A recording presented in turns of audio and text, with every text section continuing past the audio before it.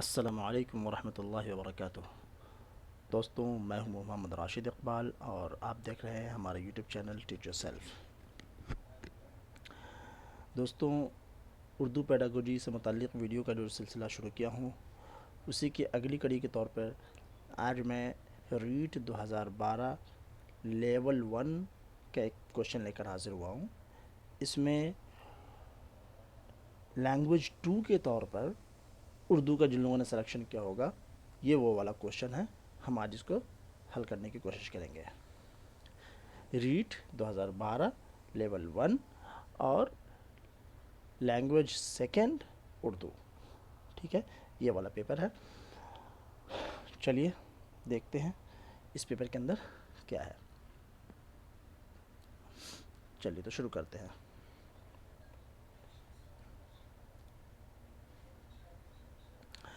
یہ آپ کو آج کا جو پہلا کوشچن ہے وہ ہے، اردو کس زبان کا لفظ ہے؟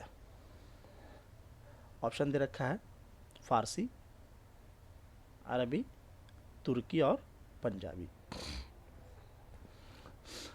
تو اردو کس زبان کا لفظ ہے؟ جب اردو کے زبان کی بات کی جائے کہ کس زبان کا لفظ ہے اردو، تو دھیان سے آپ اس کا آپشن ہمیشہ سلیکٹ کریں گے۔ ایک منٹ رک جائیں، میں تھوڑا اس کا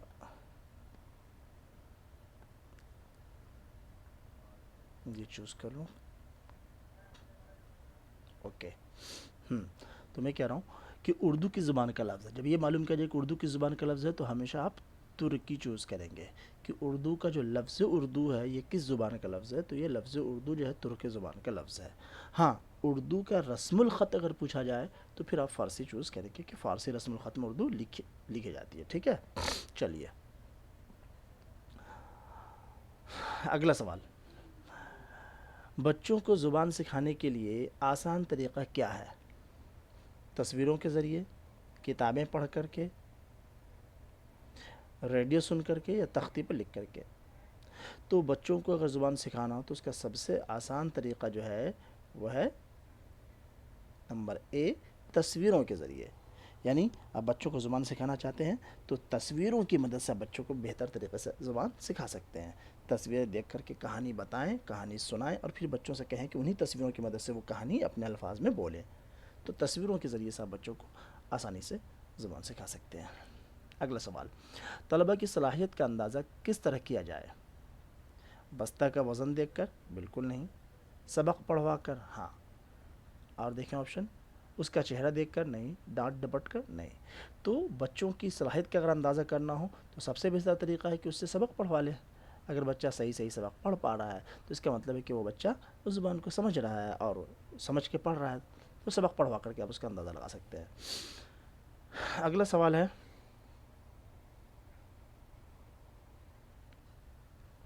کہ ڈالٹن پلان کا تجربہ کس سن میں کیا گیا؟ تو دوستو اس کا جو سب سے صحیح جواب ہے وہ ہے 1920۔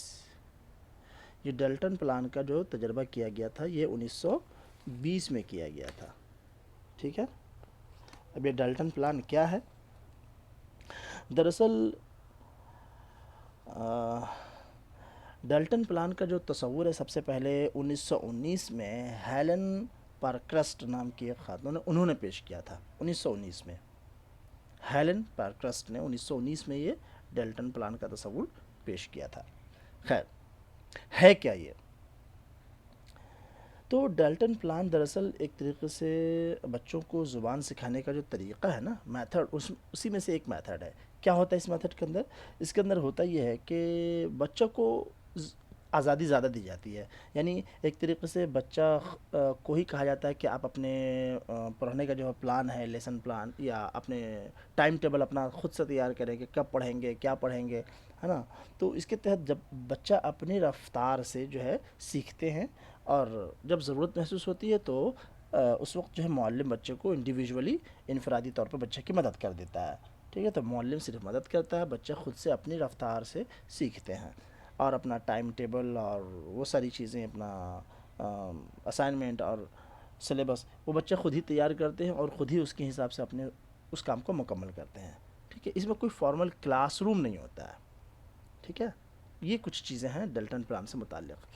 اچھا، اس کے 3 اصول ہیں بہت ہی امپورٹنٹ ڈالٹن پلان کے اندر: فریڈم، رسپانسبلٹی اینڈ کوآپریشن، یعنی بچوں کو مکمل فریڈم دی جاتی ہے کہ وہ اپنے رفتار سے، اپنی مرضی سے، اپنے مطابق سیکھیں، ٹھیک ہے، ان کی رسپانسبلٹی طے کی جاتی ہے نا، ان کو رسپانسبل بنانے کی بات کی جاتی ہے، رسپانسبلٹی بھی ہوتی ہے اس کے اندر، اور جب وہ فری ہوتے ہیں اور اپنی رسپانسبلٹی خود طے کرتے ہیں تو کلاس روم میں ہوں گے بچوں کے ساتھ یا اس طریقے سے آپس میں ٹیچرز کے ساتھ کس طریقے سے کوآپریٹ کریں گے، ٹھیک ہے، تو کوآپریٹ کرنا بھی ان کو آنا چاہیے، تو کوآپریشن، تو فریڈم، رسپانسبلٹی اینڈ کوآپریشن، یہ 3 چیز جو ہے ڈلٹن پلان کے پرنسپلس یا 3 اصول کہے جا سکتے ہیں، ٹھیک ہے۔ تو یہ کچھ باتیں تھیں ڈلٹن پلان کے متعلق۔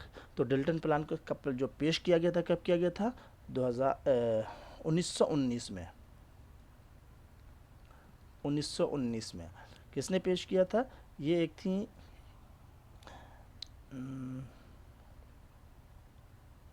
ہیلن پرکرسٹ، PARKHURST،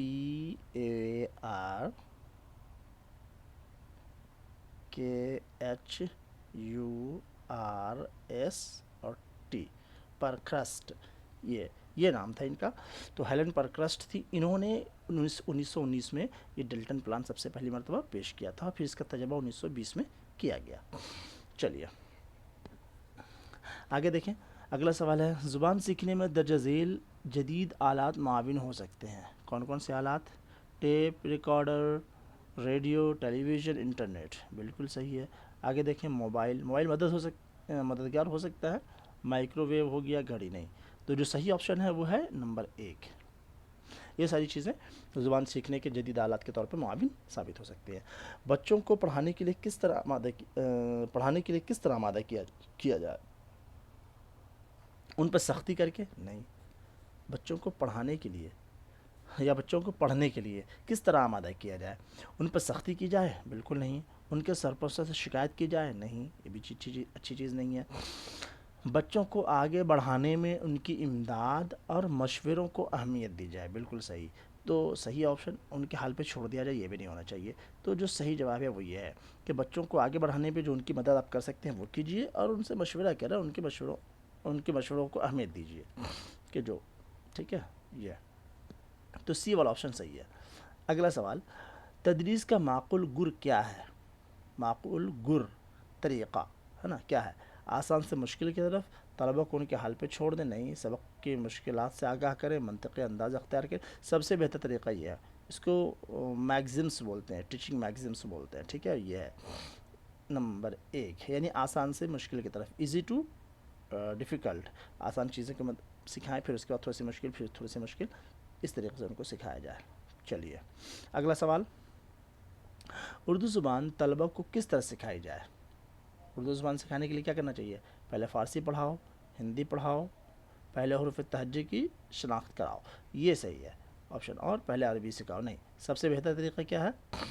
پہلے حروف تہجی کی شناخت کراؤ، کیونکہ حروف تہجی ہی اردو کی سب سے فرسٹ اسٹیپ ہے، جس کو ہم الفابیٹس کہہ سکتے ہیں۔ حروف تہجی سیکھیں گے تو دھیرے دھیرے آگے کی زبان بھی سیکھ پائیں گے، ٹھیک ہے، تو حروف تہجی سکھاؤ، یہ والا آپشن صحیح ہے۔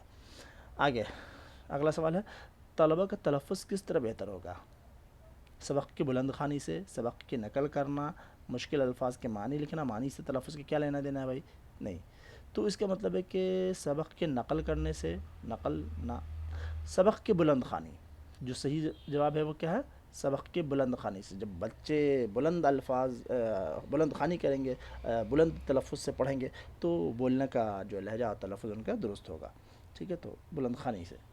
اگلا سوال، طلبہ سے کیا عملی کام کرایا جائے؟ طلبہ سے کیا عملی کام کرایا جائے؟ میدان میں کھیلنے کے لیے کہا جائے، یہ تو عملی کام ہے، ٹھیک ہے، نظمیں یا کہانیاں سنی جائیں، یہ بھی عملی کام ہے، نظمیں سنانا، تصویریں بنوائی جائیں، سبق سنایا جائے۔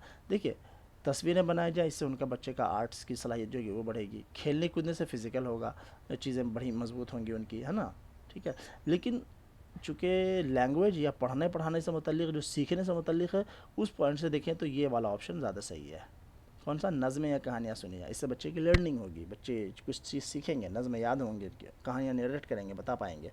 तो ये वाला ऑप्शन सही है, नज़में या कहानियाँ सुनी जाए। अगला सवाल, कौन सा लफ्ज़ सही है? देखिए यहाँ पर लफ्ज़ देखा तो ये लफ्ज़ ख़ास, ये वाला जो है सही है।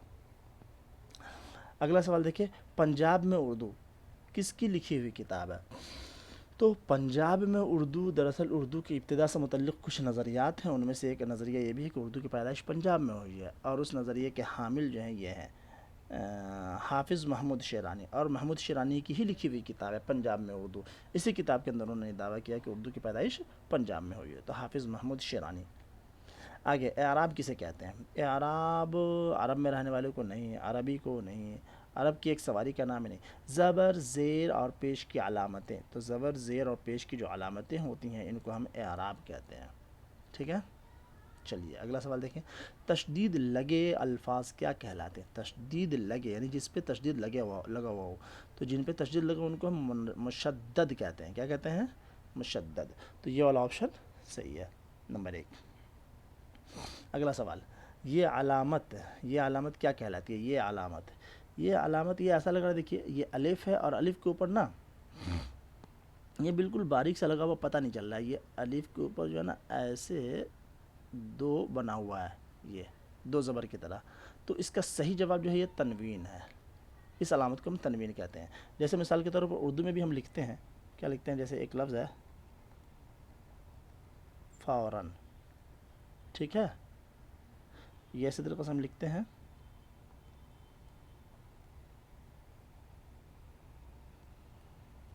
तकरीबन। तो ये जो हम लगाते हैं ये वाली अलामत, ठीक है, ये अलामत तनवीन कहलाती है। ठीक है, तो ये अलिफ के ऊपर जो निशान बना रखा है ये वैसा ही है कुछ। ठीक है, तनवीन इसका सही जवाब है। आगे देखें, अगला सवाल, अलिफ, वाव और के, सॉरी अलिफ नहीं, ये है और वाव और के कौन से हरूफ कहलाते हैं? तो और या वाव या के वगैरह से हम क्या करते हैं? जोड़ते हैं अल्फाज को, हरूफ को, तो ये हरूफ अत्फ कहलाते हैं। क्या कहलाते हैं? हरूफ अत्फ कहलाते हैं। अगला सवाल, वो इस्म जिससे किसी ख़ास शख्स, जगह या ख़ास चीज़ का नाम समझा जाए क्या कहलाता है? तो ख़ास जगह, तो ज़ाहिर सी बात है ऐसे इसको हम क्या कहते हैं? इसमें मारफा कहते हैं। किसी ख़ास जगह या ख़ास शख्स या ख़ास चीज़ का नाम, इसे मारफा कहलाता है। आगे देखें, दर्ज ज़ैल में ज़मीर मुतकल्लिम कौन से हैं? तो ज़मीर मुतकल्लिम मैं या हम, तो लफ्ज़ मैं या हम, तो ये जो है ये ज़मीर मुतकल्लिम है। अगला सवाल है आग बगुला होना का क्या मतलब है? तो आग बगुला होना मतलब बहुत ज़्यादा नाराज़ हो जाना। तो आग जलाना नहीं, आग बुझाना भी नहीं, ये बहुत खफा होना, ये वाला जो ऑप्शन है ये सही है। बहुत खफा होना, बहुत नाराज़ होना या बहुत खफा होना। आगे अगला सवाल, नाच न जाने आंगन टेढ़ा क्या है? कहावत है, तशबीह है? नहीं, तशबीह तो हो ही नहीं सकता। मुहावरा है? नहीं, इस्तिआरा है। तशबीह इस्तिआरा तो नहीं हो सकता। मुहावरा भी नहीं है, इसलिए कि मुहावरे के अंदर कोई ना कोई फ़ेल होता है। तो ये है क्या? ये क्या है? कहावत है। आंगन, नाच न जाने आंगन टेढ़ा। ठीक है, चलिए अगला सवाल, दर्ज झेल शेरी इक़्तिबास को पढ़कर नीचे लिखे सवालात 81 ता 85 के जवाब लिखिए। चलिए देखते हैं शेर क्या है, शेर पढ़ते हैं। तारीफ़ उस खुदा की जिसने जहाँ बनाया, कैसी ज़मीं बनाई, क्या आसमां बनाया, मिट्टी से बेल बूटे क्या खुशनुमा उगाए, पहना के सब्ज़ खलअत उनको जवां बनाया, सूरज से हमने पाई गर्मी भी रोशनी भी, क्या खूब चश्म तूने ए मेहरबां बनाया, ये प्यारी प्यारी चिड़ियाँ फिरती हैं जो चहकती, कुदरत ने तेरी उनको तस्बीह खां बनाया। ठीक है, चलिए अब देखते हैं इस नज़्म के सवालात। इस नज़्म में खुदा की तारीफ़ की गई है, इसे क्या कहते हैं? तो जिस नज़्म में खुदा की तारीफ़ की जाए उसे हम हम्द कहते हैं। तो ये वाला ऑप्शन सही है। अगला सवाल, जहाँ, आसमां, जवां, महरबां अल्फाज क्या कहलाते हैं? तशबीह या तलमीह? नहीं, काफ़िया या मुबालगा? तो काफ़िया कहलाते हैं। क्योंकि पूछे कहाँ से है? ये देखिए शेर के अंदर गौर करें, जहाँ, आसमां, खुशनुमा, जवां, जवां, سوری خوشنما نہیں جواں، جہاں آسماں اور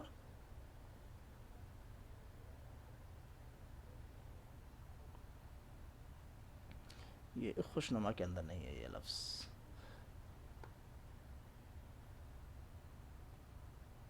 ٹھیک ہے، تو یہ جہاں آسماں اور جمع وغیرہ جو الفاظ ہے یہ کیا ہے؟ تو کہہ رہے ہیں قافیہ ہے. قافیہ کہتے ہیں جو ردیف کے پہلے آتا ہے. تو یہ بنایا جو ہے یہ ردیف ہے یہ لفظ. ٹھیک ہے، یہ لفظ ردیف کہلائے گا. اور یہ جمع جو ہے کیا ہے؟ قافیہ ہے. تو اس کا صحیح جواب ہے یہ قافیہ. اگلا سوال دیکھیں. پہنا کہ سبز خلعت ان کو جمع بنایا میں کون سی صنعت ہے؟ تو استعارہ نہیں ہو سکتا، تشبیہ بھی نہیں ہے، لف و نشر بھی نہیں. حسن تعلیل ہے. حسن تعلیل کیوں؟ کن کے بارے میں کہا جا رہا ہے؟ یہ کہا جا رہا ہے دراصل مٹی کے بیل بوٹے کیا خوش نما اگائے. مٹی سے مٹی سے جو بیل بوٹے اور ہریالی اور سبز پودے وغیرہ نکلے ہوئے ہیں ان کو کہنے کہ کیا خوش نما اگایا. ایسا لگ رہا ہے کہ جیسے آپ نے انہیں سبز ہرے ہرے خلعت جوڑے پہنا کر کے ان کو بالکل جوان بنا دیا ہے.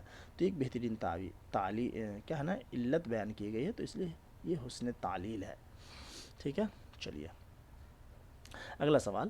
تعریف اس خدا کی جس نے جہاں بنایا میں ردیف کون سا ہے؟ میں نے بتایا تھا کہ ردیف کیا ہے؟ بنایا. بنایا کا جو لفظ ہے وہ ردیف ہے، اور اس سے پہلے جو جواں جہاں وغیرہ آ رہا ہے وہ کیا؟ قافیہ ہے. آگے دیکھیے خلعت. خلعت کے لفظی معنی کیا ہے؟ خلعت کے لفظی معنی ہے قیمتی لباس جو کسی بادشاہ کی جانب سے کسی کو اعزاز میں دیا جائے. یہی سوال، جواب اس کا اے صحیح ہے. ٹھیک ہے، آگے دیکھیں. اگلا سوال ہے درج ذیل اقتباس کو پڑھ کر نیچے لکھے سوالات 86 تا 90 کے جواب دیجیے. دیکھیں وہ کیا ہے سوال. وہ گھبرا کر پھر کھڑکی کی طرف دوڑا، اس کے پٹ کھولے تو دیکھا کہ آسمان صاف ہے. آندھی تھم گئی ہے، گھٹا کھل گئی ہے، تارے نکل آئے ہیں، ان کی چمک سے اندھیرا بھی کچھ کم ہو گیا ہے. وہ دل بہلانے کے لیے تاروں بھری رات کو دیکھ رہا تھا کہ یکا یک اس کو آسمان کے بیچ میں ایک روشنی دکھائی دی اور اس میں ایک خوبصورت دلہن دکھائی دی. اس نے ٹکٹکی باندھ کر اسے دیکھنا شروع کیا. جوں جوں وہ اسے دیکھتا تھا وہ قریب آتی جاتی تھی، یہاں تک کہ وہ اس کے بہت پاس آ گئی. ٹھیک ہے، اب سوال دیکھیے. آندھی تھم گئی ہے میں فعل کس لفظ سے ظاہر ہوتا ہے؟ فعل کس لفظ سے ظاہر ہوتا ہے؟ گئی ہے، آندھی، کوئی نہیں. تو تھم گئی ہے، یہ جو تھمنا فعل کیا ہے؟ تھم گئی، اس سے ظاہر ہو رہا ہے. کیوں؟ کیونکہ فعل کیا ہے؟ فعل ہے آپ کو تھم جانا. تھم جانا یا رک جانا یا تھمنا. ٹھیک ہے، تھمنا. تھمنا یا تھم جانا یہ دو فعل استعمال ہوتا ہے. تو تھم گئی، تو تھم گئی کے لفظ سے پتہ چل رہا ہے فعل. آگے اگلا سوال دیکھیں. درج ذیل میں سے مؤنث لفظ کون سا ہے؟ تو مؤنث لفظ کو اگر دیکھیں تو کھڑکی کہاں ہے؟ کھڑکی کی طرف. ہاں، کھڑکی کھل گئی بولتے ہیں ہم. کیا بولتے ہیں؟ کھڑکی کھل گئی. تو لفظ کھڑکی جو ہے یہ مؤنث ہے. ٹھیک ہے، اگلا سوال دیکھیں. وہ گھبرا کر کھڑکی طرف نہیں کھڑکی کی طرف دوڑا. یہ کی چھٹی ہوئی یہاں پر سوال میں. ٹھیک ہے، تو وہ گھبرا کر کھڑکی کی طرف دوڑا میں مفعول کون ہے؟ وہ دوڑا وہ فاعل ہے، دوڑا فعل ہے. کس کی طرف دوڑا؟ کھڑکی کی طرف دوڑا. تو obviously ظاہر سی بات ہے کہ کھڑکی کی طرف دوڑا یعنی کھڑکی مفعول ہے. تو مفعول کھڑکی ہے. آگے دیکھیں اگلا سوال. وہ قریب آتی جاتی تھی میں فاعل کون ہے؟ کون؟ لفظ وہ. تو لفظ وہ جو ہے یہ فاعل ہے. اگلا سوال. اندھیرا کچھ کم ہو گیا ہے میں کون سا فعل ہے؟ تو اندھیرا کچھ کم ہو گیا ہے یہ ہو گیا اور اس میں ہے لگا دیا ہے. تو یہ ماضی کی قسم ہے. ماضی کی 6 قسمیں ہیں، اس میں سے ماضی مطلق نہیں، ماضی قریب ہے. یہ کیا ہے؟ ماضی قریب. تو یہ فعل ماضی ہے. ٹھیک ہے، اندھیرا کچھ کم ہو گیا ہے یہ فعل ماضی ہے. ٹھیک ہے دوستوں، تو یہ ہو گیا 90 سوال. یہ پرچہ مکمل ہوا ابھی. ٹھیک ہے دوستوں، تو آج کے لیے اتنا ہی. جلدی ملیں گے کسی اگلے ویڈیو میں کچھ اگلے اور نئے سوالات کے ساتھ. میری کوشش اگر یہ آپ کو اچھی لگ رہی ہو تو اسے لائک کریں اور زیادہ سے زیادہ شیئر کریں، اپنے دوستوں اور احباب تک پہنچانے میں ہماری مدد کریں۔ اور میری کوشش ہے کہ ہم جو ریٹ کے پرانے جو سوالات ہیں ان تمام سوالات کو جو ہے ہم یہاں پر حل کریں، ٹھیک ہے؟ تو چلیے ہمیں اجازت دیجیے، جلدی ملتے ہیں کسی اگلے ویڈیو میں، اور اسے لائک اور شیئر ضرور کریں اور اپنے مشورے سے ضرور نوازیں، چیٹ باکس میں جا کر کے لکھیں ہماری کوشش آپ کو کیسی لگ رہی ہے، ٹھیک ہے دوستو؟ السلام علیکم ورحمۃ اللہ وبرکاتہ۔